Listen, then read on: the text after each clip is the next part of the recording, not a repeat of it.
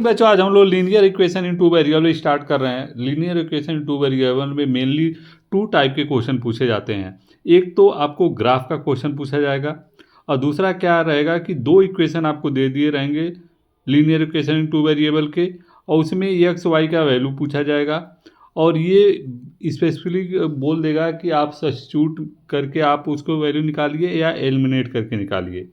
तो इस तरह से हम लोग किस तरह के क्वेश्चन बनेंगे और क्या मेथड यूज किया जाएगा, इसको हम लोग वन बाय वन देखेंगे। इसको एज ए सीरीज हम वीडियो बनाएंगे। तो आज के वीडियो में हम देख रहे हैं कि अगर सब्स्टिट्यूशन मेथड है तो उसको कैसे यूज कर रहे हैं, एलिमिनेट मेथड है कैसे यूज कर रहे हैं, और सॉल्विंग इसके कंडीशन क्या होते हैं ये यूज करेंगे। तो फर्स्ट हम देखेंगे सब्स्टिट्यूशन मेथड। सब्स्टिट्यूशन मेथड में क्या है कि अगर हमको सपोज हमको सॉल्व करना है three x divide by two minus five y divide by three equal to two, और x divide by three plus y divide by two equal to 13 divide by 6। Suppose ये हमारे पास दो इक्वेशन है, इसको substitution method से हमको solve करना है। तो आपको इसमें क्या करना रहेगा, दोनों इक्वेशन है तो दोनों को एक आइदर एक्स की वैल्यू हम वाई के फॉर्म में कन्वर्ट करेंगे या वाई की वैल्यू एक्स के फॉर्म में कन्वर्ट करेंगे। तो इस तरह से कन्वर्जन करेंगे तो हमको क्या मिल जाएगा कि अगर एक की वैल्यू दूसरे वैल्यू में पुट करेंगे और उससे एक की वैल्यू निकल जाएगी। अगर हम एलिमिनेशन मेथड में क्या होगा, उसमें दूसरे तरह से हम यूज करेंगे, सब्स्टिट्यूशन मेथड को दूसरे तरह से यूज करेंगे। और दो इक्वेशन अगर हमारे पास है और दो वेरिएबल है तो इसका मतलब उसका हम सोल्यूशन निकाल सकते हैं। अगर थ्री वेरिएबल है, दो इक्वेशन है तो उसका सोल्यूशन नहीं निकलेगा। अगर जितने वेरिएबल हैं उतने इक्वेशन है, सपोज थ्री वेरिएबल है तो उसके लिए हमको थ्री इक्वेशन चाहिए होंगे। अगर दो वेरिएबल है तो उसके लिए एटलीस्ट हमको दो इक्वेशन चाहिए। ये हमारी अगर रिक्वायरमेंट रहती है। अगर किसी भी इक्वेशन को क्वाड्रेटिक इक्वेशन, लीनियर इक्वेशन, ये सबको अगर सॉल्व करना है, उसकी वैल्यू को फाइंड आउट करना है तो हमको एटलीस्ट अगर टू वेरिएबल है उसके लिए टू इक्वेशन, थ्री वेरिएबल है तो उसके लिए मिनिमम थ्री इक्वेशन चाहिए। तो यहाँ पर हमको ऑलरेडी टू इक्वेशन दे दिया गया है। अब इसको हम क्या कर रहे हैं कि जस्ट इसको सॉल्व कर रहे हैं, एलसीएम लेके हम इसको नॉर्मल इक्वेशन बना सकते हैं, जो कि हमारा जो अभी पी बाई क्यू के फॉर्म में है उसको हम नॉर्मल कर सकते हैं। तो नॉर्मल करने के बाद ये इजी, अगर इसका एलसीएम आप लेंगे तो क्या आ जाएगा, 6 आ जाएगा। उस तरह से इसको सॉल्व करेंगे तो 9x minus 10y plus 12 equal to 0, ये हमारा फर्स्ट इक्वेशन बन गया। दूसरे का अगर एलसीएम आप लेंगे तो वो भी 6 आएगा।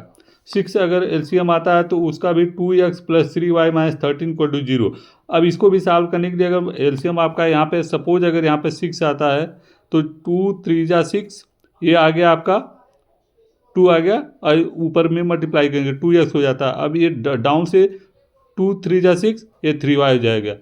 अब इक्वल टू ये हमारा 6 दोनों साइड हमारा क्या है, डिनोमिनेटर क्या है, इक्वल है, तो उसको डायरेक्ट हम कट कर सकते हैं।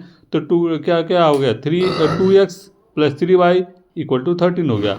इस तरह से हम इस इक्वेशन को सॉल्व करने के बाद हमारा ये इक्वेशन बना है, और फर्स्ट वाले को भी सेम वे में हम सॉल्व कर सकते हैं। तो अगर इस तरह से अगर आप सॉल्व करोगे तो हमको x की वैल्यू दूसरे इक्वेशन में यहाँ पे देख लीजिए, अगर y अगर इसको फॉर्म में अगर करेंगे तो y इक्वल टू 13, या इसके मैंने पहले भी बोला है कि एक की वैल्यू दूसरे वैल्यू के फॉर्म में हम कन्वर्ट करेंगे। तो हमको ये देखना रहेगा दोनों इक्वेशन में जो इजी लगेगा, जो इजी हमको कन्वर्जन लगेगा उसको हम कन्वर्ट करेंगे। ये कोई फिक्स नहीं है कि हम फर्स्ट इक्वेशन को कन्वर्ट करेंगे या सेकंड इक्वेशन को कन्वर्ट करेंगे। तो यहाँ पे हम देख रहे हैं 2x plus 3y minus 13 equal to 0, ये हमारा छोटा नंबर है। 2 3 ये छोटा नंबर कंपेयर टू 9 10 12 के। तो इसको इस वाले को हमने क्या किया है, y के फॉर्म में कर लिया है। आप x के भी फॉर्म में कर सकते हैं, आंसर दोनों सभी का सेम आएगा लास्ट में अगर कैलकुलेट करेंगे। तो यहाँ पे अगर y के फॉर्म में करना है तो हमको ये वाले कांस्टेंट वाले को हमको इक्वल टू उधर ले जाएंगे तो ये हमारा प्लस 13 हो जाएगा। तो क्या आ जाएगा, 2s plus 3y equal to 13 हो जाएगा, और y equal to 3y equal to क्या हो जाएगा, 13 माइनस 2x हो जाएगा। y equal to 13 minus 2x divide by 13 हो जाएगा।